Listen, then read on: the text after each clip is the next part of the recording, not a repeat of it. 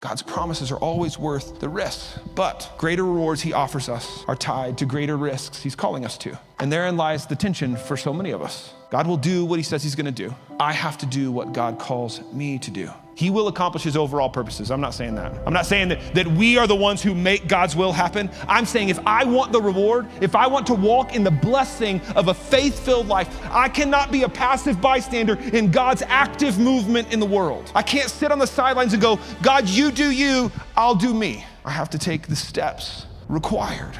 I have to be an active participant in what God is doing in my life. We will never receive the full measure of the rewards that God is offering us if we don't take the risks of a faith-filled life. And what can be scary about faith is often it's a risk.